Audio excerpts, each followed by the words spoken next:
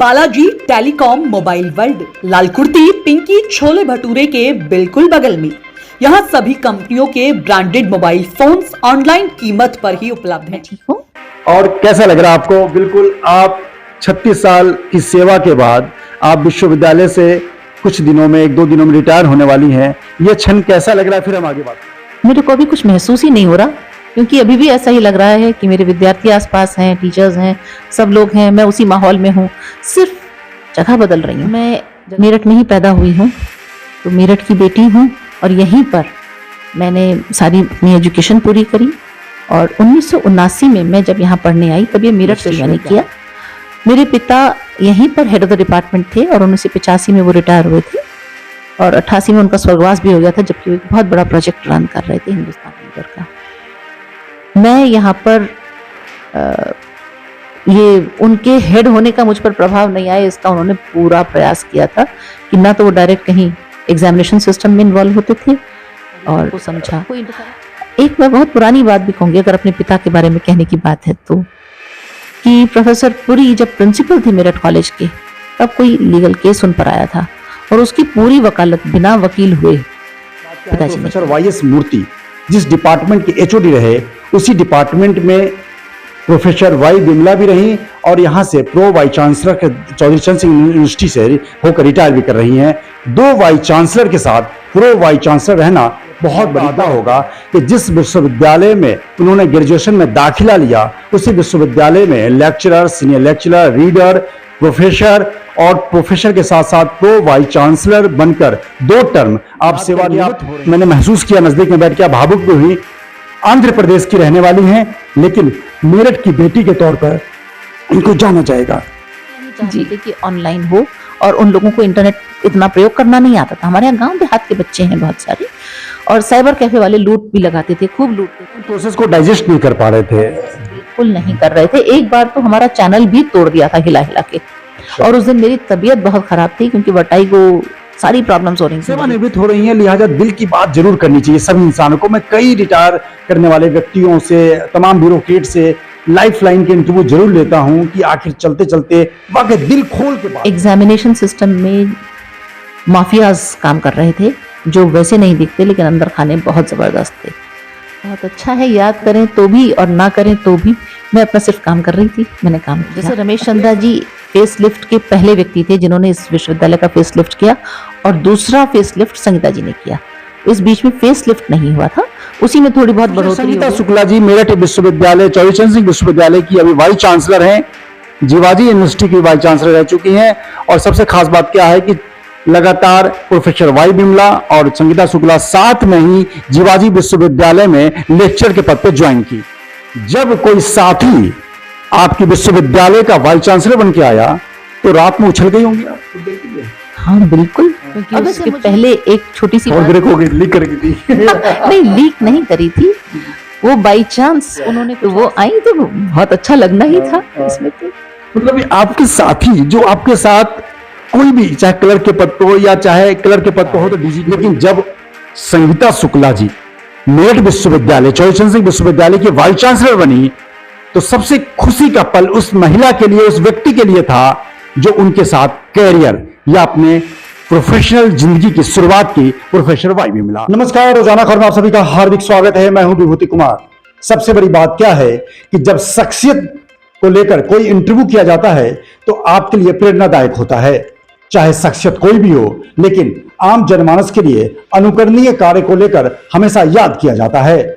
सबसे बड़ी बात क्या है, शिक्षा जगत में नारियों को लेकर बहुत ही सम्मान की नजर देखा जाता है। आने वाले समय में या मौजूदा समय में नर्सरी एजुकेशन से लेकर हायर एजुकेशन तक महिलाएं या लड़कियां आगे बढ़ चढ़ के हिस्सा ले रही हैं, चाहे वो पीएचडी का मामला हो, चाहे नर्सरी में टीचिंग का मामला हो। सबसे बड़ी बात क्या है, आज टीचिंग प्रोफेशन को महिलाओं से जोड़ कर देखा गया है। इसके पीछे का कारण यह है कि महिलाएं, ये लड़कियां लगातार रिजल्ट के मामले में और एजुकेशन के मामले में लगातार लड़कों से आगे जा रही हैं। लड़का कहीं और प्रोफेशनल चीजों में चले जाता है, लेकिन महिलाएं अभी भी टीचिंग को बेहतर मुकाम हासिल करने के लिए जिंदा रखी हुई हैं। चौधरी चरण सिंह विश्वविद्यालय, जी हां, क्रांति धरा मेरठ का एक ऐसा नाम जो चौधरी चरण सिंह, देश के पूर्व प्रधानमंत्री ने इनकी नींव रखी थी। लेकिन सबसे बड़ी बात क्या है, बदलते समय में चौधरी चरण सिंह विश्वविद्यालय ने कई उतार चढ़ाव देखे। अभी मौजूदा समय में विश्वविद्यालय को नेक एक्रेडिटेशन में A++ ग्रेडिंग मिलने से चौतरफा खुशी का माहौल है। इसमें उन महिलाओं और खासकर उन शक्तियों की बड़ी भूमिका है जिन्होंने लगातार 3 दशक से अधिक समय तक विश्वविद्यालय को सींचा है। आज हम ऐसी महिला शख्सियत से आपको रूबरू करवाने जा रहे हैं जो चौधरी चरण सिंह विश्वविद्यालय की बैकबोन मानी जाती है। सबसे बड़ी बात क्या है कि जिस विश्वविद्यालय में छात्र के तौर पर, छात्रा के तौर पर उन्होंने दाखिला लिया, आज वहीं से प्रो वाइस चांसलर, प्रति कुलपति बनकर रिटायर हो रही हैं। लेकिन सबसे बड़ी बात क्या है कि जिस तरीके से यूनिवर्सिटी को उन्होंने सींचा है, ऑनलाइन प्रोसेस, एडमिशन प्रोसेस का मामला हो या अन्य प्रोसेस का मामला, विश्वविद्यालय उनको सदा याद रखेगा। तो आइए हम सीधे रूबरू होते हैं चौधरी चरण सिंह विश्वविद्यालय की प्रति कुलपति, pro vice chancellor professor Y Bimla से। नमस्कार मैम, कैसी हैं आप? मैं ठीक हूँ। और कैसा लग रहा है आपको? बिल्कुल, आप 36 साल की सेवा के बाद आप विश्वविद्यालय से कुछ दिनों में, 1-2 दिनों में रिटायर होने वाली हैं। यह क्षण कैसा लग रहा है? फिर हम आगे बात करेंगे। मेरे को अभी कुछ महसूस ही नहीं हो रहा, क्योंकि अभी भी ऐसा ही लग रहा है कि मेरे विद्यार्थी आसपास हैं, टीचर्स हैं, सब लोग हैं, मैं उसी माहौल में हूँ। सिर्फ जगह बदल रही हूँ। जगह बदलकर अभी घर पर भी पहुंच जाऊंगी तो भी पढ़ाने का काम करती थी वो तो मैं करती रहूंगी। जिस तरीके से लगातार हमने आपको रिसर्च किया, क्योंकि आप अपने आप में एक रिसर्च सेंटर हैं, हमने रात को मैं अपने आप को बहुत कॉन्फिडेंटली बनाने के लिए रात को 2 बजे तक हमने रिसर्च भी किया, आपको पढ़ा, लेकिन आपको पूरा भी नहीं पढ़ पाया। इतने संग्रह हैं आपके, इतने किताब आपके पब्लिश हैं, इतने जर्नल पब्लिश हैं, इतना अवार्ड मिल चुका है। लेकिन हम ज्यादा टिपिकल इंटरव्यू नहीं लेंगे, हम महिलाओं के लिए, बच्चों के लिए, समाज के लिए, देश के लिए एक प्रेरणादायक इंटरव्यू लेंगे। एज ए महिला शख्सियत, जब आप चौधरी चरण विश्वविद्यालय में आई, मैं बस थोड़े से उसमें मैं व्यक्तिगत परिचय जानना चाहता हूं कि आप कहां जन्म ली, आपके फादर चौधरी चरण विश्वविद्यालय में किस पद पर थे और आपने विश्वविद्यालय को कब ज्वाइन किया? मैं मेरठ में ही पैदा हुई हूँ, तो मेरठ की बेटी हूँ और यहीं पर मैंने सारी अपनी एजुकेशन पूरी करी। और 1979 में मैं जब यहाँ पढ़ने आई तब ये मेरठ विश्वविद्यालय था। इसका नाम तो ये बाद में 93-94 में बदला, लेकिन मैं यहाँ पर 79 से 85 तक पहले MSc, फिर MPhil, फिर PhD मैंने किया। मेरे पिता यहीं पर हेड ऑफ द डिपार्टमेंट थे और 1985 में वो रिटायर हुए थे और 88 में उनका स्वर्गवास भी हो गया था, जबकि वो एक बहुत बड़ा प्रोजेक्ट रन कर रहे थे, हिंदुस्तान लीवर का। मैं यहाँ पर ये उनके हेड होने का मुझ पर प्रभाव नहीं आया, इसका उन्होंने पूरा प्रयास किया था कि ना तो वो डायरेक्ट कहीं एग्जामिनेशन सिस्टम में इन्वॉल्व होते थे और कोई इंटरफेरेंस नहीं था और बहुत सख्त थे, बहुत ज्यादा सख्त। तो लोग कहते भी थे तुम्हारे होने का कोई फायदा नहीं है। मुझे ही फायदा नहीं है, मैं तो घर में भी डांट खाती हूँ, यहाँ भी डांट खाती हूँ, दोनों जगह खाती हूँ, क्योंकि मुझे तो अभी लोगों के साथ रहना है। तो क्योंकि कुछ रैगिंग के इश्यूज हुए थे, उसमें ये भी हुआ कि बहुत ज्यादा डांट पड़ी और मुझे तो घर तक ले जाते थे डांटते डांटते डांटते डांटते, जबकि हमने करी ही नहीं थी और हम उसका नाम नहीं बता पा रहे थे जिसने करी थी। तो ऐसा भी होता था। पर इन सब बातों का ये प्रभाव हुआ कि अनुशासन, सत्यनिष्ठा मैंने अपने पिता से सीखी और इतने कर्मठ थे वो। अभी भी खैर विश्वविद्यालय में बहुत लोग ऐसे मिल जाएंगे जो बता देंगे कि वो कितना काम करते थे। पिताश्री हमारे एडमिनिस्ट्रेटिव हेड से लेकर के एकेडमिक हेड होने की इस डिपार्टमेंट की भूमिका वो निभा रहे थे। प्रोफेसर वीपुरी जब हेड थे तब भी उन्हीं का सहयोग लेते थे, क्योंकि वो ज्यादातर रिसर्च में बिजी रहते थे और इंटरनेशनल टूर्स में होते थे। तब भी प्रोफेसर मूर्ति ये काम करते थे और जब खुद हेड हुए तब भी वो लगातार यही करते रहे कि उन्होंने सब चीजों की बारीकियों को समझा। एक मैं बहुत पुरानी बात भी कहूंगी अगर अपने पिता के बारे में कहने की बात है तो, कि प्रोफेसर पुरी जब प्रिंसिपल थे मेरठ कॉलेज के, तब कोई लीगल केस उन पर आया था और उसकी पूरी वकालत बिना वकील हुए पिताजी ने करी थी और इसीलिए वो उन्हें बहुत अपना करीबी और बहुत गहरा मित्र मानते थे। जबकि PhD भी उन्होंने, टीचर होते होते ही PhD भी उन्होंने प्रोफेसर पुरी के अंडर में करी थी मेरठ कॉलेज से। बिल्कुल, लगातार पिता की शख्सियत की या विरासत को आगे अगर बेटा और बेटी कोई बढ़ाए तो बहुत गौरव की बात होती है, अगर बेटी बढ़ाए तो और बड़ी गौरव बढ़ जाता है। सबसे बड़ी बात क्या है, प्रोफेसर YS मूर्ति जिस डिपार्टमेंट के HOD रहे, उसी डिपार्टमेंट में प्रोफेसर वाई बिमला भी रही और यहां से प्रो वाइस चांसलर के चौधरी चरण सिंह यूनिवर्सिटी से होकर रिटायर भी कर रही हैं। 2 वाइस चांसलर के साथ प्रो वाइस चांसलर रहना बहुत बड़ी गौरव की बात है। सबसे बड़ी बात क्या है मैम कि आप इसी विश्वविद्यालय की छात्रा रही और इसी विश्वविद्यालय से बहुत कम स्टूडेंट्स के या किसी इंसान के जीवन में यह मौका आता होगा कि जिस विश्वविद्यालय में उन्होंने ग्रेजुएशन में दाखिला लिया उसी विश्वविद्यालय में lecturer, senior lecturer, reader, professor और प्रोफेसर के साथ साथ प्रो वाइस चांसलर बनकर 2 टर्म आप सेवानिवृत्त हो रही हैं। और मुद्दे पे हम बात करेंगे, ये कैसा क्षण है आपके लिए, क्योंकि आप लगातार पिता को याद करके मैंने महसूस किया नजदीक में बैठ के आप भावुक भी हुई। आंध्र प्रदेश की रहने वाली हैं लेकिन मेरठ की बेटी के तौर पर इनको जाना जाएगा। जी हाँ, मेरी तो परवरिश यहीं की है, इसलिए मैं तो मेरठ से बहुत प्यार करती हूँ। शायद मुझे आज कह दिया जाए कि आंध्र प्रदेश में बस जाओ तो मैं नहीं बस सकती।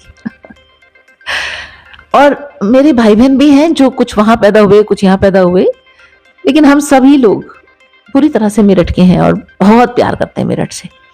ये अलग बात है कि समय बदलता है, लेकिन कहीं पर भी होते तो समय बदल जाता है। मैं इस विश्वविद्यालय से बहुत प्यार करती हूँ, भले इसका नाम बदल गया। मेरी सारी डिग्रीज मेरठ विश्वविद्यालय की है, लेकिन मैंने पढ़ाना जब शुरू किया तो ये चौधरी चरण सिंह विश्वविद्यालय हो गया। तो दोनों ही नामों से, मुझे नामों से कोई लेना देना नहीं, लेकिन इस जगह से बड़ा प्यार है। इसको मैंने पनपते देखा है, केवल एक बिल्डिंग से कई बिल्डिंग्स बनते हुए देखा है। तो मुझे तो बड़ा गौरव का अनुभव हो रहा है कि मैं ये उस इतिहास की साक्षी हूँ जब ये विश्वविद्यालय धीरे धीरे बचपन से बढ़ रहा था।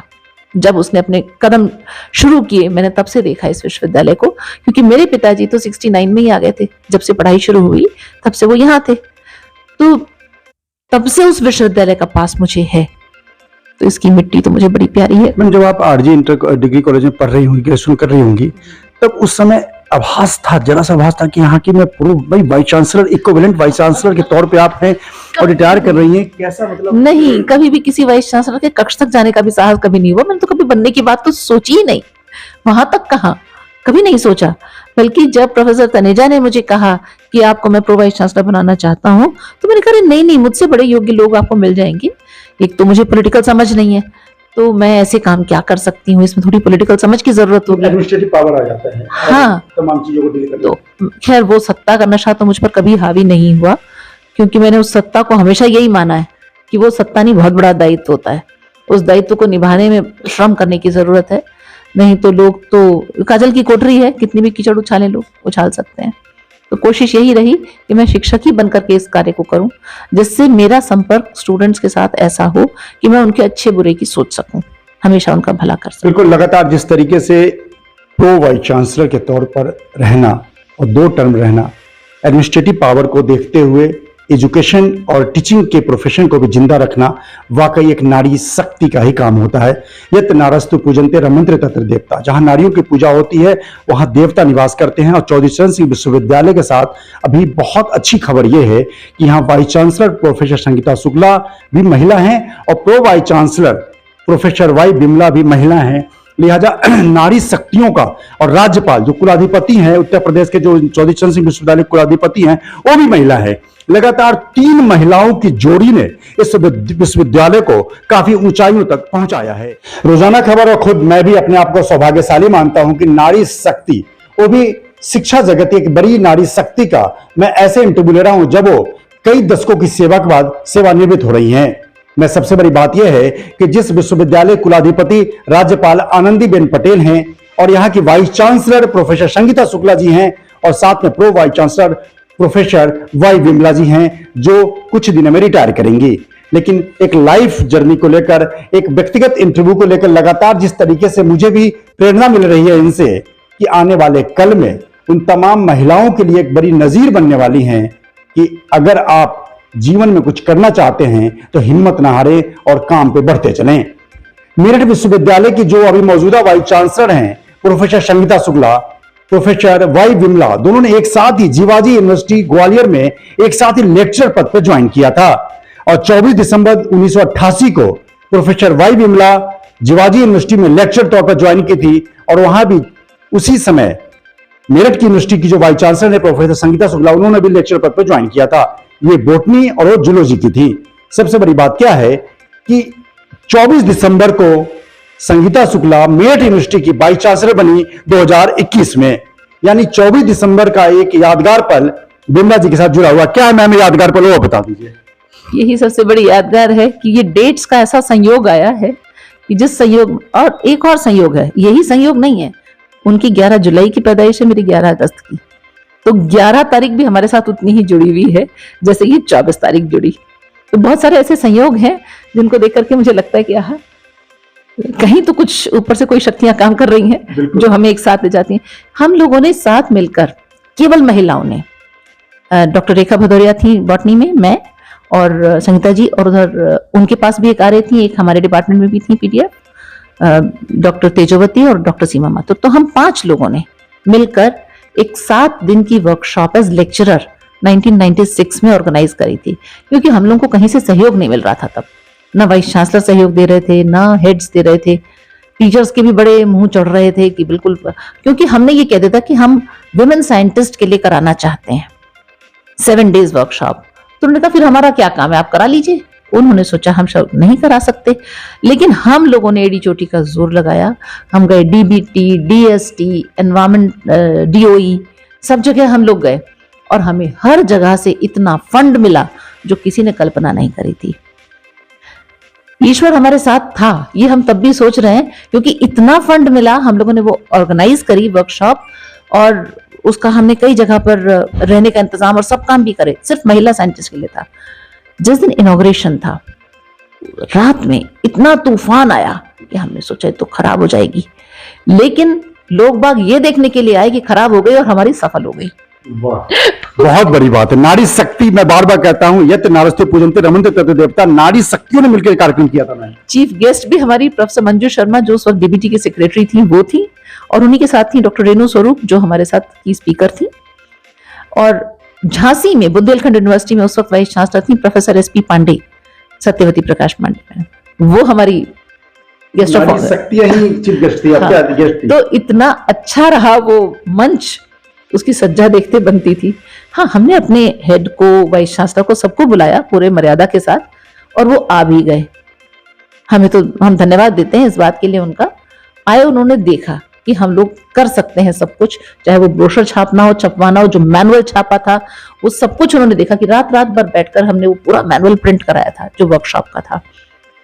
तो ये सब चीजें एक्सपीरियंस तो थी, और एज लेक्चरर तो काफी इन्फेंट स्टेज में थे हम लोग, पर हमने बहुत जो काम किया उसके लिए फिर सराहना भी मिली, लोगों का बहुत सारा प्यार मिला। बिल्कुल मैम, एक संग्रह है, लगातार कई सवालों को लेकर हमारे जहन में कई बातें आ रही हैं, लेकिन हो सकता है कई सवालों को मैं लूंगा, कहीं नहीं ले पाऊंगा। मैम, एक सवाल और है कि बहुत, मैंने पहले ही कहा कि बहुत कम स्टूडेंट्स के नसीब में होता है कि जहां पे वो छात्र होते हैं, स्टूडेंट होते हैं, वहीं के वाइस चांसलर या प्रो वाइस चांसलर के तौर पर जॉब करके उस विश्वविद्यालय को अलविदा कहते हैं। लेकिन सबसे बड़ी बात क्या है, क्या पढ़ने के दौरान कुछ ऐसी कमियां आपने महसूस की जो प्रो वाइस चांसलर जैसे एडमिनिस्ट्रेटिव पद पर रहते हुए, एचओडी पद पर रहते हुए आपको लगा कि उस समय स्टूडेंट लाइफ में, जब तक आप जानती नहीं थी कि मैं एचओडी बनूंगी, प्रो वाइस चांसलर बनूंगी, बहुत बड़ा मेरे पास पावर आने वाला है, आप उस कमियों को कितना दुरुस्त कर पाई, और कौन सी कमी थी जिसको लेकर आपको, आप पद पे आई तो उसको, उस तरफ आपने ध्यान दिया? मैं बीएससी के लेवल की कहूं तो तब कमियां बिल्कुल अलग थी, क्योंकि यूनिवर्सिटी क्या संचालित करती है उसका कोई ज्ञान नहीं था, लेकिन हमारी पढ़ाई बहुत अच्छी थी। और पहले क्योंकि विकल्प नहीं थे लोगों के पास, ना मोबाइल, ना इंटरनेट, ना दूरदर्शन, कुछ भी नहीं था, तो लोगों का ध्यान पढ़ाई में रहता था, और उस वक्त पढ़ाई ज्यादा अच्छी होती थी। लोगों का मोटिवेशन टीचर बनने की तरफ था, और लोगों की फर्स्ट चॉइस होती थी। जैसे मैं अपनी फर्स्ट चॉइस से, मेरा पैशन था कि मैं टीचर बनूं, तो मैं बनी, तो मुझे इसी में खुशी मिलती थी और किसी में नहीं। लेकिन अब धीरे धीरे जब लोगों ने देखा कि इसमें सैलरीज भी बढ़ रही हैं, तब लोगों में एक अलग झुकाव आया कि वो टीचर बनते थे एज सेकेंडरी ऑप्शन, वैकल्पिक रूप से। उनको पढ़ाने लिखाने का बहुत शौक नहीं होता था, पर वो ये तो जरूर चाहते थे कि नाम हो, लोग यश हो, सब पहचाने। पढ़ाने के प्रति रुझान जैसे कम हुआ, उससे परेशानी आई। दूसरे, जिस वक्त मैं पढ़ती थी यहाँ पर क्लेरिकल सिस्टम भी बहुत अच्छा था, और लोग इज्जत करना जानते थे, एक दूसरे की इज्जत करते थे, टीचर्स की बहुत इज्जत करते थे। लेकिन धीरे धीरे मैंने देखा कि ये सिस्टम एक बैलेंस से हट गया है, संतुलन चला गया उसका। लेकिन ये संतुलन तो मैं देख रही हूँ आजकल हर लेवल पर चला गया है। जब वो हर लेवल पे चला गया तो यहाँ पे जाते हुए अभी भी मुझे बस इतना तो सुख है कि यहाँ के क्लर्क्स वगैरह सब बड़ी इज्जत से बात करते हैं, इज्जत से पेश आते हैं। ये बहुत है कि जाते वक्त तक मैं वो इज्जत बरकरार रख पाई हूँ। अगर अपनी कोई एक की नोट जो वहां पे स्टूडेंट लाइफ में होता है कि जैसे कभी होता है कि डेस्क खराब हो, एग्जांपल के तौर पे ले रहा हूँ, कोई ऐसा यादगार पल कि बहुत कम पैसे थे इसीलिए इंस्ट्रूमेंट खराब हो गया तो उसको इंप्रूव कराने के लिए, उसे रिपेयर कराने के लिए बहुत दिक्कत होती, मशक्कत होती थी। लेकिन अब पैसे बहुत हैं, पर अब जो रिपेयर होती है, अब तो चीज ही ऐसी आती है जो ज्यादा टिके ही नहीं, तो फिर उसको रिपेयर कराते रहिए, वो ज्यादा रिपेयर नहीं होगी, नई लानी पड़ेगी। अब स्थिति ये है कि पैसे आपको बहाने पड़ते हैं।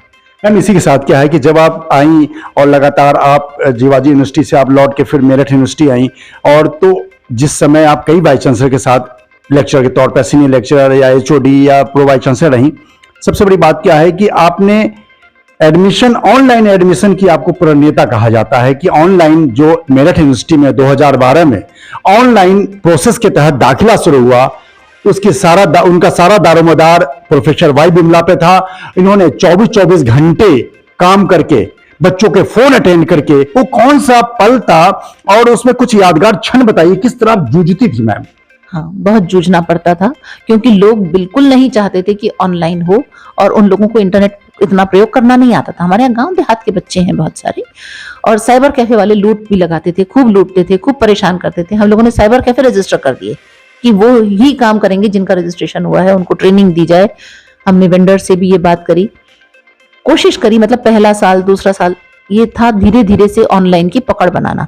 पहले कॉलेजेस के ज्यादातर रेगुलर कोर्सेज में किया, फिर प्रोफेशनल कोर्सेज को भी ऑनलाइन किया। तो ये 2 लेवल पे, 2 स्टेजेस पर हुआ।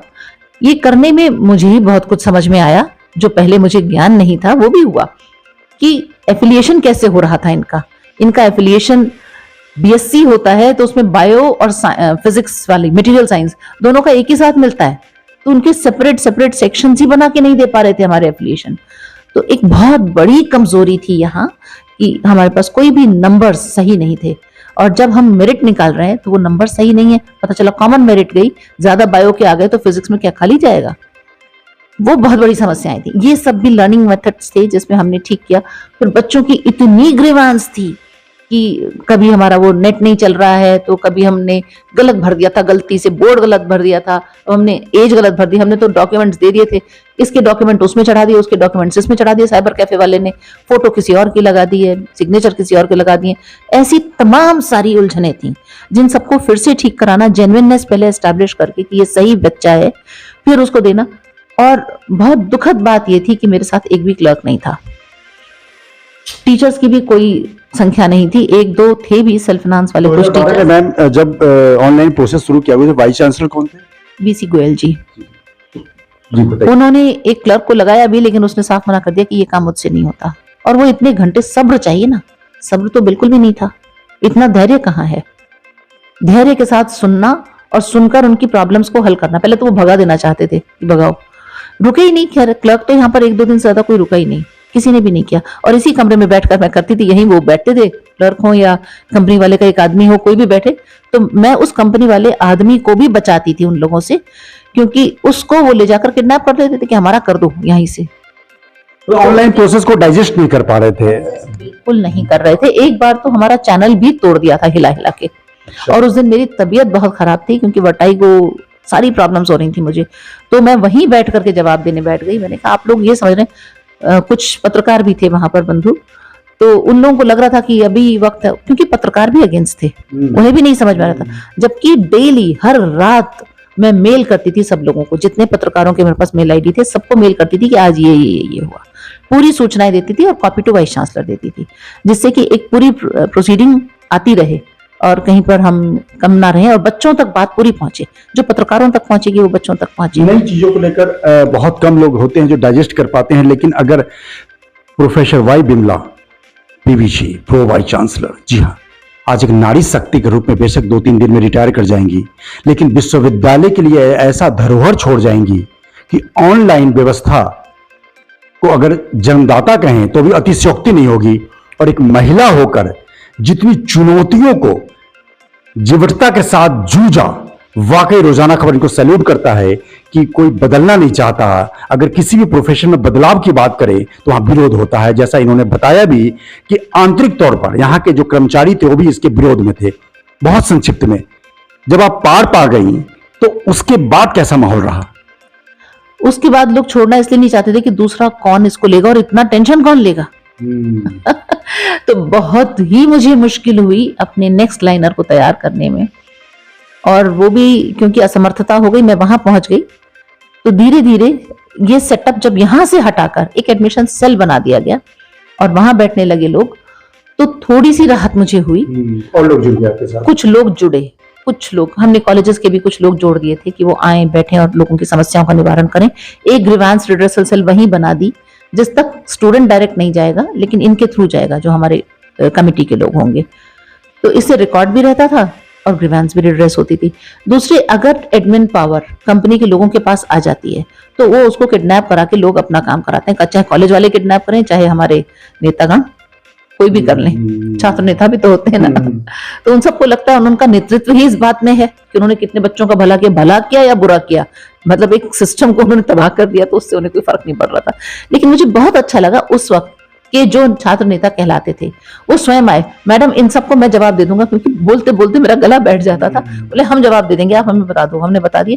वो जाकर जोर जोर से, उनकी तो आवाज भी तेज होती है, सबको बता देते थे, ठीक है भाई, मैडम को और परेशान मत करो, मैडम ने ये सब ठीक कर दिया है। अच्छा, चले गए।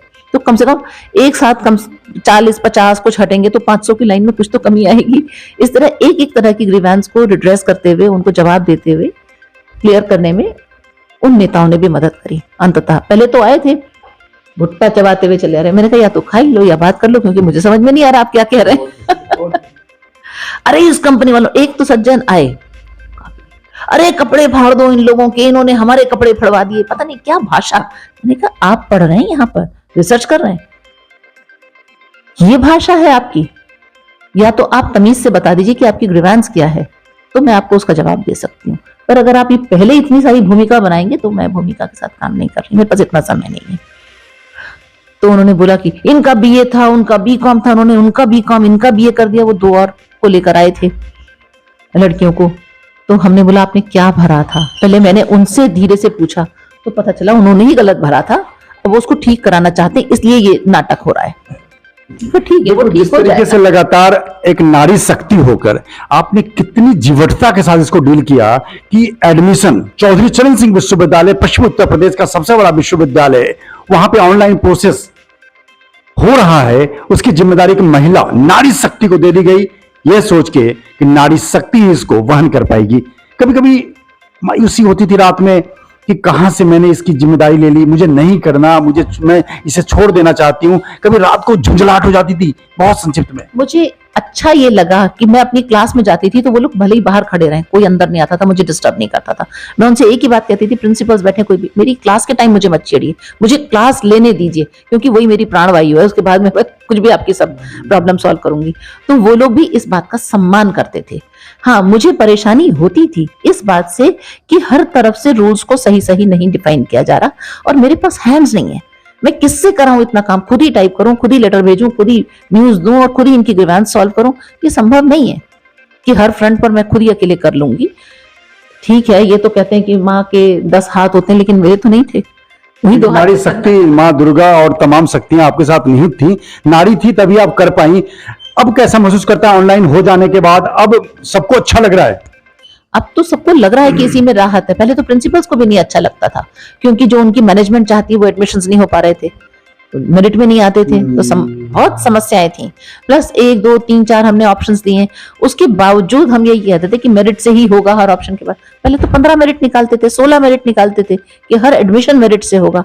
अब उसके बाद हमने 2 मेरिट निकालकर, जब तनेजा जी आ गए तो उन्होंने कहा कि नहीं, इतना समय आपका भी क्यों खराब हो, विश्वविद्यालय का समय खराब करने के लिए नहीं है, तो आप 2 मेरिट निकालिए, क्योंकि 3 ऑप्शन दें, 2 मेरिट निकालें तो तीसरे के लिए हम ओपन कर दें उसको। मैंने कहा फिर उस ओपन के हम 2 चाहते हैं, क्योंकि जिसने उस कॉलेज के लिए अप्लाई किया उसको प्रायोरिटी तो मिले। तो सबसे पहले लिस्ट वो निकलेगी ओपन में जिसने उसी कॉलेज के लिए अप्लाई किया, और फिर दूसरी लिस्ट वो निकलेगी जिसमें किसी भी कॉलेज का एप्लीकेंट है, अगर वो एलिजिबल है तो आ जाए। बिल्कुल, बहुत सुखद पल है। छात्र के तौर पर professor Y Bimla, graduation Chaudhary Charan Singh विश्वविद्यालय, मेरठ विश्वविद्यालय हुआ करता था, और आज प्रो वाइस चांसलर के पद पे एक बहुत बड़ा संवैधानिक पद होता है जिससे वह सेवानिवृत्त होंगी। लेकिन मैम एक चीज और बताइए, आप DSW थी, छात्र कल्याण अधिष्ठाता। एक चीज बताइए कि उस दौरान आपके कुछ अनुभव रहे हो तो आप मुझे बताइए, और किस तरीके से आपने इस व्यवस्था को सुधारा और क्या नई चीजें की आपने उस दौरान? उस दौरान इलेक्शंस भी हुए हैं। जब मैं DSW थी तो कॉन्स्टिट्यूशन ने एक तो ढंग से बनाना कि लिंग दो समिति की सिफारिशों को लागू तभी करवाया था, उससे पहले लागू नहीं थी, वो लागू करवाया और प्रयास किया कि जो इलेक्शन हो वो सही बच्चे का हो, उनका ना हो जो गलत है। इस तरह से एक बच्चे का तो एडमिशन ही निरस्त करा गया था और एक बच्चे को चूंकि हमने सेलेक्ट ही नहीं किया था कि वो नॉमिनेट होने के लायक है, तो मेरा घेराव भी किया गया था यहीं इसी गेट पर। तो जिंदाबाद मुर्दाबाद के नारे बहुत लगे मेरे नहीं, वो 100-200 लड़के लेकर आए थे, मेरी कार के ऊपर नाच रहे थे। तब मैं कार खुद ही ड्राइव करके जाती आती थी क्योंकि DSW को कोई ड्राइवर नहीं मिलता था उन दिनों, तो ना कार मिलती थी ना ड्राइवर, तो मेरी अपनी कार थी, मैं ही ड्राइवर थी उसकी जो भी।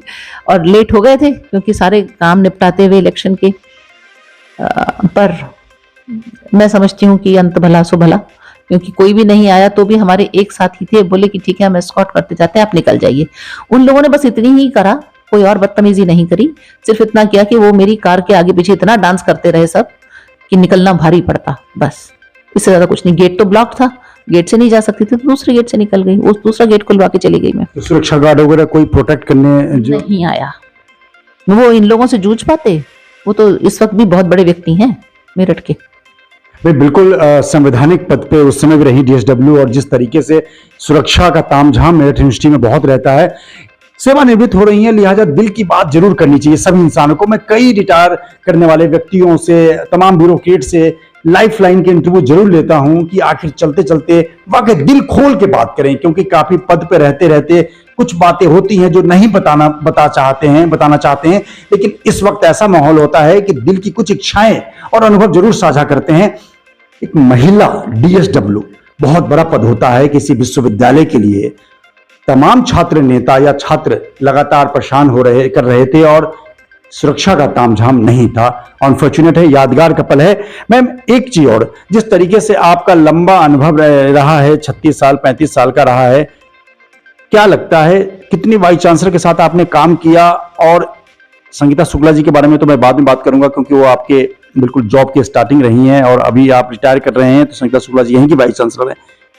इनसे पहले के वाइस चांसलर कितने आपके साथ, आप जब से 1987 से हैं, और कैसा रहा? कुछ यादगार पल किसी वाइस चांसलर कोई तलखी हुई हो या कुछ बात को लेकर आपके प्रोजेक्ट को, कुछ चीजें एक अनुभव के तौर पर?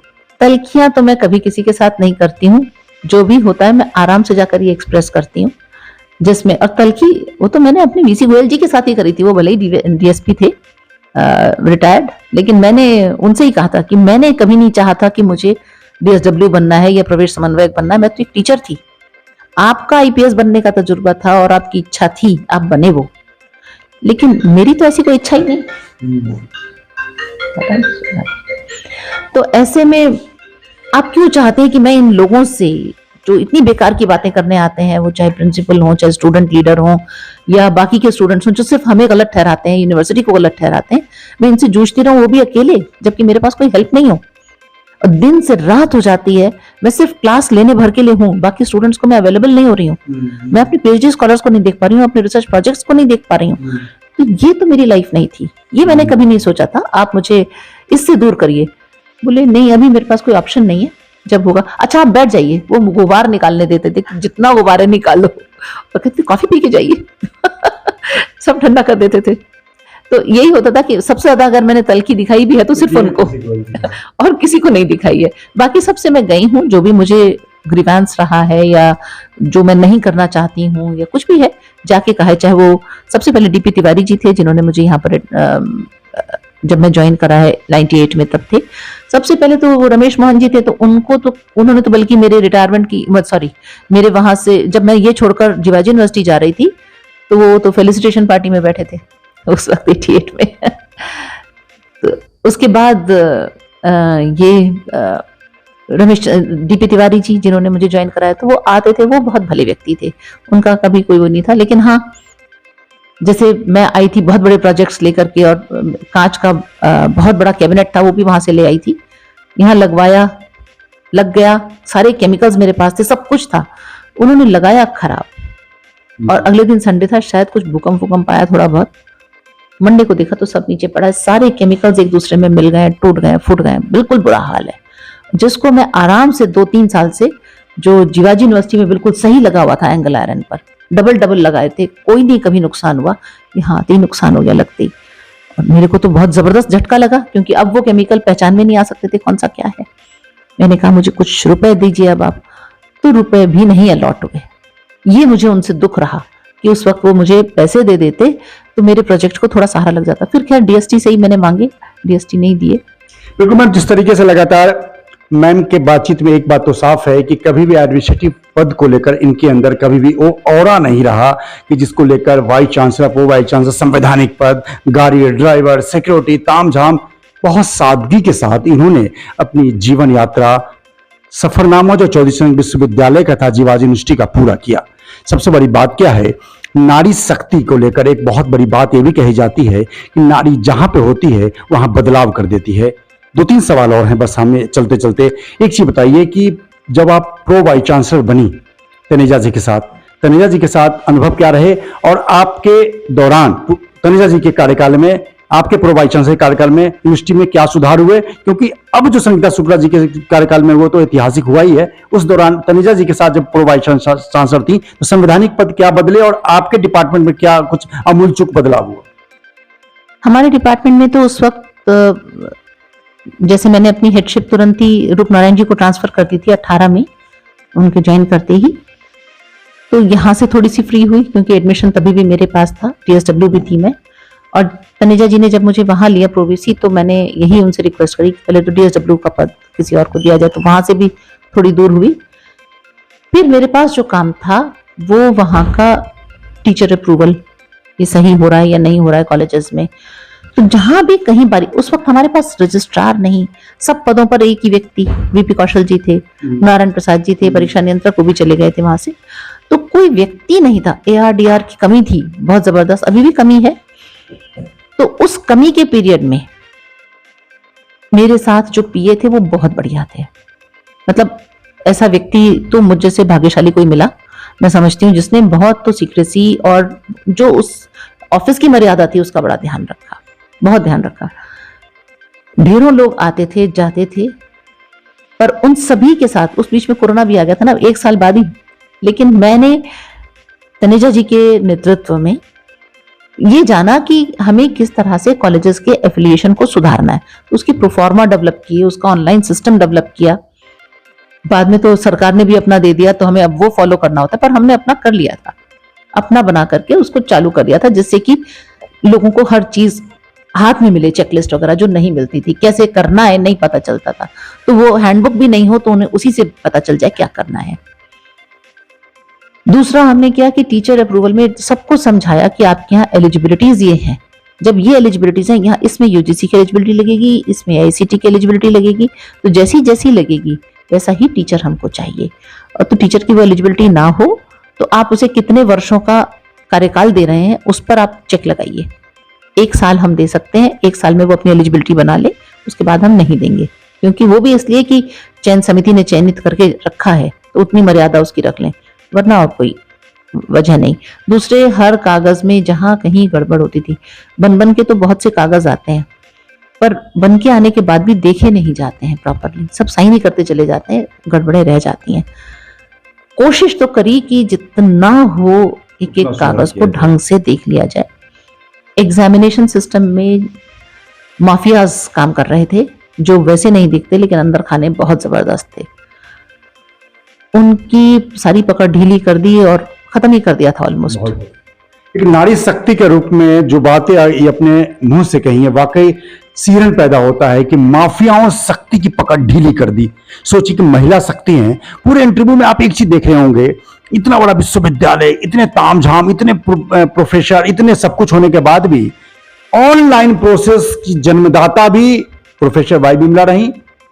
एग्जामिनेशन प्रोसेस में माफियागिरी खत्म करने की अगर कोई एक बड़ी जीवटता के साथ जूझने वाली महिला विश्वविद्यालय में नाम आया तो प्रोफेसर वाई बिमला रही। क्या वजह थी कि विश्वविद्यालय के सभी ढांचागत परिवर्तन में प्रोफेसर वाई बिमला ही शामिल रही? नहीं, ऐसा तो नहीं है कि मैं ही शामिल रही। ढांचा तो बहुत बड़ा है, बड़ा ये है तो मैम, उसके लेकिन छोटे जो हिस्से चीजें हैं कुछ। बच्चों से जुड़ा एक चीज देखिए, बच्चा कोई आता है उसके आपके इस खूबसूरती से थोड़े दिन के लिए मतलब होता है।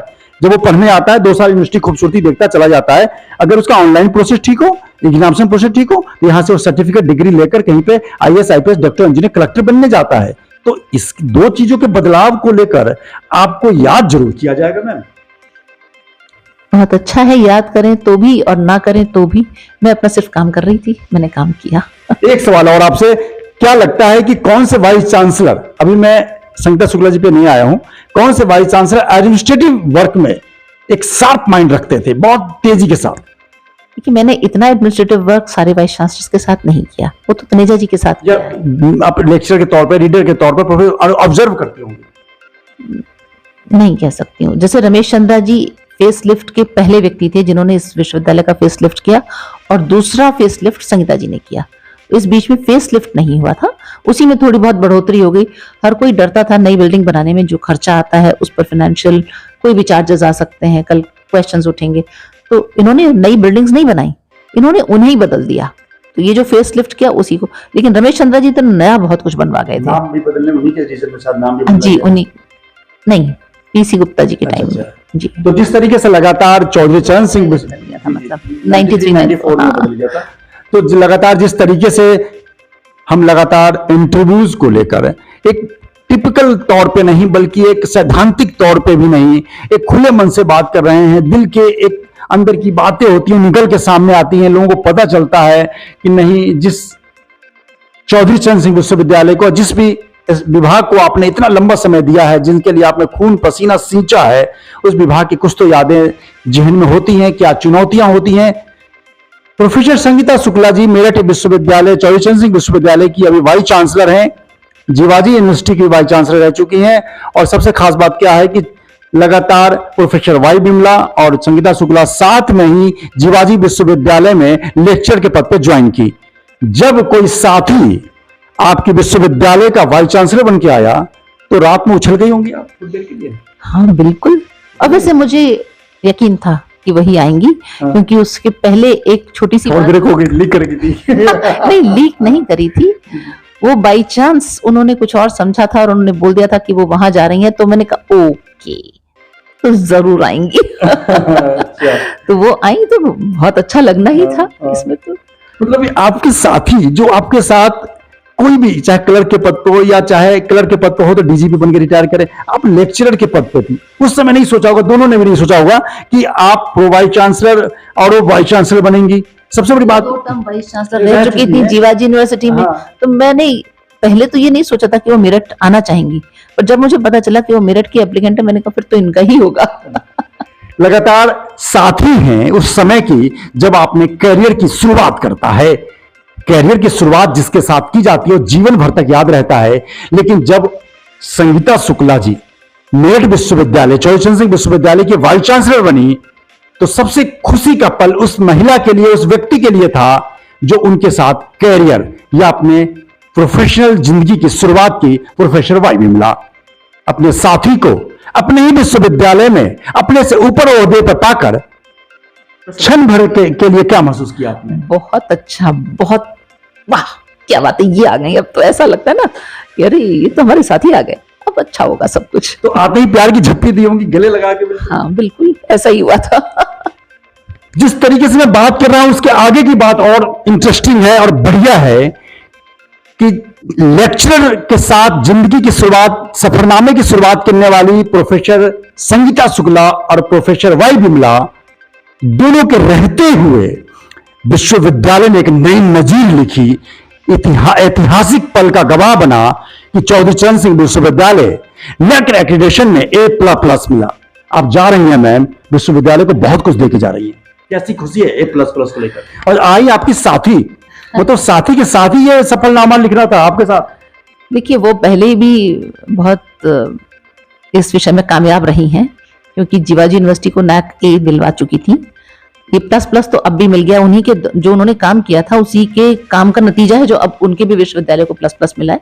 हमारे बाद मिला है लेकिन मिला तो यहाँ पर 4 साल का काम पहले का था, 1 साल ये बाद का था, लेकिन ये बहुत तेज है, तीव्र गति से, और बहुत आगे सोचती हैं। विजन बहुत अच्छा है, तो इसलिए ये बहुत आगे की बात पहले से समझकर उस पर कार्य करना शुरू कर देती हैं, जिससे कि उस वक्त हम पिछड़े नहीं, और उसका बहुत अच्छा नतीजा निकला। बहुत, और इसीलिए उनके साथ पेस नहीं हर कोई रख पाता। हर कोई ऐसा हो जाता है, उनके साथ फास्ट ही चलना पड़ता है, लाइटनिंग स्पीड में तभी काम होता है। जीवाजी विश्वविद्यालय में जब आप लेक्चर दी दोनों, जूलॉजी में और बॉटनी में, तो कुछ गपशप भी होते होंगे, कुछ बहुत सारी बातें होंगी। क्या उस समय कभी मजाक मजाक में ऐसी बात हुई कि चल हम दोनों वाइस चांसलर बनेंगे या तू वाइस चांसलर बनेगी? अरे इतनी बड़ी बड़ी बातें ही नहीं करते थे हम तो, अपनी छोटी सी जिंदगी में बड़े खुश थे, अपने रिसर्च के पीछे ही रहते थे, सिर्फ अपने रिसर्च। अरे यार ये वाला एक्सपेरिमेंट ठीक नहीं हो पा रहा, अरे लाइट चली गई, ये हो गया। यही हमारे हमेशा के जो दुख थे या कष्ट थे, इन्हीं की बातें होती थी, और कोई बात नहीं होती। चलिए, एक बहुत खुशी का पल तो इनके जीवन में एक और जुड़ गया। हालांकि प्रोफेसर वाईएस मूर्ति ने जिस बेटी को जन्म दिया, वाकई इतिहास के स्वर्ण अक्षरों में इनका नाम दर्ज जरूर हो गया। मेरठ विश्वविद्यालय के किसी न किसी हर कोने पे वाई विमला का नाम जरूर दर्ज है, मिट्टी में हो या ऑनलाइन प्रोसेस में हो या कंप्यूटर में हो। जब आप वहां से आ गई, मेरठ यूनिवर्सिटी में लगातार आप रही, तो क्या संगीता सूर्य से संपर्क बना के रखती थी या बीच में कभी? जीवाजी यूनिवर्सिटी मुझे प्रैक्टिकल लेने या कभी न कभी बुलाता ही रहता था, तो वहां पे मुलाकात जरूर हो जाती थी, जाती थी तो मुलाकात करके ही आती थी सब लोग से। मैम, अब आप 1-2 दिन में आप यहाँ से विदा हो रही हैं। आपने काफी खट्टे मीठे अनुभव, काफी ऐतिहासिक पल को समेटते हुए आप यहाँ से जा रही हैं। हालांकि आप मेरठ की बेटी हैं, आंध्र प्रदेश की रहने वाली हैं, लेकिन मेरठ की बेटी हैं, जन्म यहीं पे हुआ है, तो मेरठ में इनका घर है, मेरठ में रहेंगी, विश्वविद्यालय आती जाती रहेंगी। और जब सहेली वाइस चांसलर हैं, तब तो इनके द्वार सदा खुले रहेंगे और एक्सपर्ट के तौर पे अपना सभी जगहों पे अपनी राय देती रहेंगी। लेकिन एक चीज बताइए कि विश्वविद्यालय को अगर आप वाइस चांसलर के तौर पर देखती हैं, और मैं आपको 1, 2, 3 अगर एक सवाल करूं बड़े सुधार के लिए, दिल से बताइएगा मैम। मैं ये नहीं कहता कि आपको बनना चाहिए था, अगर आप वाइस चांसलर के तौर पर अगर देखती, और आप अभी रिटायर कर रही हैं, संवैधानिक प्रक्रिया आपको जाना है संवैधानिक पद से, तो क्या आपको लगता है कि अगर आप रहती तो 3 बड़े काम करती जो आप वाइस चांसलर से करवाएंगी? कुछ जहन में कुछ तो रहा है, 1, 2, 3। हाँ, यहाँ पर अभी भी पीएचडी में सेल्फ फाइनेंस वाले बच्चों के लिए कोई रास्ता नहीं है। वो लोग केवल रेगुलर कोर्स से ही पीएचडी कर सकते हैं, और इस खाई को पाटने की बहुत बड़ी आवश्यकता है। दूसरा, हमारे पास सेल्फ फाइनेंस में जितने भी टीचर्स अपॉइंट हुए हैं, उनकी संख्या ज्यादा है बनिस्बत सैंक्शन पोस्ट के। सैंक्शन पोस्ट तो अब गवर्नमेंट ने और हमें दी भी नहीं है, अभी तो नई यूनिवर्सिटीज खुली हैं, उन्हीं को बहुत बहुत सारी दी हैं, हमको तो मिली नहीं। तो जब हमारे पास नहीं है और इनसे ही काम कराना है, तो इन्हें हम सम्मानजनक पद, सम्मानजनक सैलरी दे पाए, और उसके लिए विश्वविद्यालय के पास कोष होना चाहिए ऐसा, जिससे वो इतनी सैलरी दे पाए। इसीलिए हम ये चाहते हैं कि सरकार अगर इन पदों को मान ले, उतनी बराबरी का दर्जा दे दे, तो इन्हें तो हम उठा ले जाएंगे, लेकिन पहले दे तो दे। वो दर्जा नहीं दे रही है, अभी भी सैलरी सरकार नहीं दे रही है हमारी यूनिवर्सिटी को, वहीं से डिपार्टमेंट जो इनकम हो रहा है उसी में हाँ, दिया जा रहा है। उसी से हो रहा है। तो जब हम भी सेल्फ फाइनेंस जैसे ही हो चुके हैं, जब हमारी सैलरी भी सरकार नहीं दे रही, तो अच्छा है कि हम इन लोगों को भी कुछ दे पाए। इसके लिए उतनी इनकम जनरेट करने के लिए फीस बढ़ाने की इजाजत दे। जब फीस नहीं होगी तो सैलरी कैसे देंगे? 75% ऑफ द इनकम ही तो देते हैं। या तो हम सीट इतनी बढ़ा दें तो वो पीजी कोर्स नहीं रह जाएगा, उस कोर्स की तो पता नहीं क्या गति हो जाएगी, कितने सेक्शंस बनाने पड़ेंगे, तो उतनी ही बिल्डिंग बढ़ानी पड़ेगी, तो बिल्डिंग्स पे भी खर्चा ही आता है। तो हर तरीके से गोल गोल घूम करके वो खर्चे बढ़ते चले जाएंगे। इसलिए हमें उस फीस को मेंटेन करने की इजाजत दें जिस फीस से हम इतनी सैलरी दे पाए जो सम्मानजनक हो, जिससे उन्हें यूजीसी के वो एक्सपीरियंस मिल सके। उनके नियम के अनुसार उन्हें एक्सपीरियंस भी नहीं मिल रहा, तो कई तरह से घाटे में जा रहे हैं लोग, उसका हमें अफसोस है। तो इस पर जरूर मैं चाहती हूँ कि दोबारा से विचार करे गवर्नमेंट और ये सहायता कर दे इन यूनिवर्सिटीज की। तीसरे जो मैं चाहती हूँ स्टूडेंट्स के लिए, कि हम स्टूडेंट्स की अटेंडेंस और इन सबको लेकर के बहुत ज्यादा सोचते हैं। या तो वो यूनिवर्सिटी सफल है मैक्सिमम अटेंडेंस में जहां पर पूरा हॉस्टल ही है वहीं पर, मतलब आप गेट बंद कर देते हैं, यहाँ पर गेट बंद नहीं है, और यहाँ पर नेताओं का आगमन, छात्र नेताओं की बात कर रही हूँ, छोटे भैयों की, बहुत बड़ों की बात नहीं कर रही हूँ, किसी का भी आगमन किसी भी वक्त होता है और हर कोई वो सम्मान चाहता है कि हम उसे दें और उसकी बात सुने, जबकि वो ये नहीं जानता कि टीचर अगर स्टूडेंट्स के लिए कुछ कर रहा है तो ज्यादा बेहतर कर रहा होगा। तो ये जो सोच में परिवर्तन हुआ है, पहले इस तरह की पॉलिटिक्स का विश्वविद्यालय या महाविद्यालयों के अंदर कोई घुसपैठ नहीं थी, जिससे जो भी निर्णय लेने वाइस चांसलर के कक्ष तक कौन जाता था ऐसे। हम तो कभी गए नहीं थे ऐसे, स्टूडेंट की तरह तो कभी नहीं जाते थे। अब जिसे देख लो, जब तक वाइस चांसलर से नहीं मिलेगा तब तक उसकी बात जैसे सॉल्व नहीं हुई हो। अरे वाइस चांसलर भी तो वही कराएंगे जो लोग करते हैं। वो बुलाएंगे रजिस्ट्रार को, बुलाएंगे परीक्षा नियंत्रक को, चीफ डॉक्टर को, इसको किससे सॉल्व होना है उन्हीं को तो बुला के करेंगे, और उतना ही हो सकता है जितना हो सकता है। लेकिन नहीं, अब तो छात्रों को यही मजा आ गया कि सेल्फी लो, बात करो, फोटो खिंचवाओ। हमने बात करी वीसी से, दिखावा बहुत बढ़ गया है। मतलब कुल मिलाकर लब्बुल अब यह है जी कि विश्वविद्यालय कैंपस को राजनीति का अखाड़ा न बनाया जाए। बिल्कुल, ये सब सुझाव जी उसको कम से कम जितनी अच्छी रिसर्च हो सकती है, जितनी अच्छी पढ़ाई हो सकती है इस क्षेत्र में, और बुनियादी सुविधाएं इसकी बढ़े, ऐसा करें हम। जब शिक्षकों का सम्मान रहेगा तो ये सब भी रहेगा। बिल्कुल। तो क्या लगता है कि आप जो अपनी सहेली वाइस चांसलर हैं उन तक अपनी बात पहुंचाएंगे? उनको मालूम है तो जाहिर सी बात है बदलाव होगी, क्योंकि मेरठ चौधरी चरण सिंह विश्वविद्यालय की vice chancellor professor Sangeeta Shukla growing व्यक्तित्व की मानी जाती हैं, और जो कुलाधिपति बैठी हैं आनंदीबेन पटेल, वो भी बहुत ग्रोइंग व्यक्तित्व की धनी मानी जाती है। लिहाजा दोनों के ट्यूनिंग से विश्वविद्यालय तरक्की करेगा। प्रोफेसर वाई विमला सैद्धांतिक तौर पर विश्वविद्यालय को अलविदा जरूर कह देंगी कुछ दिनों में, लेकिन व्यक्तिगत तौर पर दिल्ली इच्छा से और सदा विश्वविद्यालय की ही बनी रहेंगी। ऐसा मैं सही कह रहा हूं? वो तो ठीक है, क्योंकि ये तो मेरा ऋण है ना जो उतरेगा ऐसे ही। मैं तो इसकी ऋणी हूं, इस विश्वविद्यालय ने मुझे बहुत कुछ दिया। बस एक आखिरी सवाल आपसे चलते चलते, यूं तो एक संग्रह है, मैं कहते रहा हूं, रात में जब इंटरव्यू लेने के लिए जब मैं रिसर्च करने बैठा तो मैं पूरी तरह रिसर्च भी नहीं कर पाया, पूरे पेपर भी नहीं पढ़ पाया। इतनी बड़ी इंसाइक्लोपीडिया संग्रह है कि मैं पूरी बात भी नहीं कर पाता, ना आप इतनी बातें देख पाएंगे। अपने आप में एक संग्रह है, एक पीएचडी, एक नहीं कई दर्जन पीएचडी प्रोफेसर वाई विमला पे आप कर सकते हैं, इसका दावा मैं करता हूं। आपको 1, 2, 3 अपने जीवन के सबसे बड़े जो अवार्ड मिले हों उसकी घोषणा बता दीजिए मुझे, और अंतर्राष्ट्रीय टूर आपकी। जो अवार्ड मिलते हैं वो तो हमारे काम पर मिलते हैं, रिसर्च वगैरह पर, लेकिन रिवॉर्ड अलग होता है।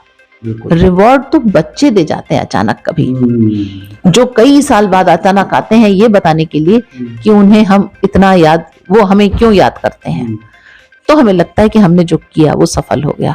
वरना जीवन में रिवॉर्ड, अवार्ड्स पाना बहुत बड़ी बात नहीं है। अवार्ड्स तो हैं, अवार्ड्स बहुत हैं, तो वो तो कोई भी पढ़ लेगा, देख लेगा, समझ लेगा, ठीक है। किसी न किसी को जो एप्लीकेंट्स होते हैं उसी में से अवार्ड मिलता है, या हम फर्स्ट आ गए, टॉप कर गए तो अवार्ड मिल गया, पर वो सब वो खुशी कभी नहीं देते। कुछ बच्चे, अभी याद हो हाल फिलहाल में बहुत तेजी के साथ में वो लंबा इंटरव्यू हो गया, कुछ बच्चे किसी यूनिवर्सिटी में कहीं पर लेक्चरर, प्रोफेसर या कहीं पे, हमारा एक स्टूडेंट प्रोफेसर हो गया है अभी बरेली में। अच्छा, चेहरे की खुशी आप देख रहे हैं। ये इंटरव्यू कोई बिल्कुल प्रोटोकॉल के तहत नहीं, बिल्कुल दिल की खुशी का इंटरव्यू है। खुशी देखिए, बिल्कुल मैम ने कहा बिल्कुल हो गया, प्रोफेसर हो गया। क्या नाम है उनका? उपेंद्र कुमार।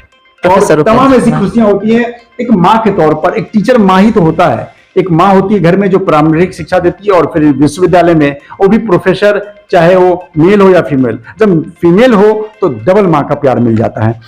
मेरठ वासियों को, आप आंध्र की रही, मेरठ की बेटी हैं, आपने पूरा जीवन में पैदा भी हुई, और लगातार मैं महसूस कर रहा हूँ ग्राउंड बैठ के कि लगातार भावुक भी हो जाती हैं, क्योंकि मैं भी भावुक हूँ। बहुत चीजें होती हैं, जब आप सेवानिवृत्त हो रहा होता है इंसान तो वाकई एक लंबे समय के बाद भावुक जरूर होता है। चलते चलते मेरठ के बच्चों को क्या संदेश देना चाहते हैं? सिर्फ ये कि जब वो पढ़ाई पर ध्यान दें तो पूरा ध्यान दें। जब भी किसी कार्य को करें पूरे फोकस से करें। अच्छा बुरा कोई कार्य नहीं होता, वो कार्य का अंत परिणाम होता है जो अच्छा या बुरा होता है, और पूरे फोकस से करें उसको। और कभी भी अपने से अलग दूसरों को न माने। जब वो दूसरों में अपने आप को देखेंगे तो उसके साथ भी अच्छा ही करेंगे। बिल्कुल, लगातार उस विश्वविद्यालय की नींव की संचालिका के तौर पर जानी जाएंगी प्रोफेसर वाई विमला। सबसे बड़ी बात क्या है कि प्रोफेशनल कैरियर में जिस महिला या जिस व्यक्ति के साथ उन्होंने अपने प्रोफेशनल जीवन की शुरुआत की, लेक्चर बनी, आज उसी विश्वविद्यालय में अपने से ऊपर पद पर उनको विराजमान देखकर प्रोफेसर वाई विमला की आंखों में खुशी के आंसू आ जाते हैं और चहलकदमी बढ़ जाती है। चेहरे पर साफ झलकता है कि इंसान को इंसान से प्यार करना चाहिए, नफरत नहीं। यही काम उन्होंने इंसान से भी किया और विश्वविद्यालय की हर एक कोने से भी किया। यही वजह है कि ऑनलाइन प्रोसेस को लागू करने में जिन चुनौतियों के साथ उन्होंने जीवटता का परिचय दिया, एडमिशन प्रोसेस में माफियागिरी को खत्म किया, विश्वविद्यालय के छात्र नेताओं की बदमाशी को भी नजदीक से डील किया, ऐसे वाई विमला की नारी शक्ति को मैं सैल्यूट करता हूं और इंटरव्यू लेकर अपने आप को धन्य महसूस करता हूं। अगर आप वाई विमला बनने के कदम पे अगर 10% भी आगे बढ़ चुके हैं तो अपने आप को गौरवशाली समझिए कि गौरवशाली इतिहास में ऐसी नारी शक्तियां बहुत कम होती है जो आपको अंदर तक झकझोर कर रख दे। विभूति रस्तोगी, रोजाना खबर, मेरठ।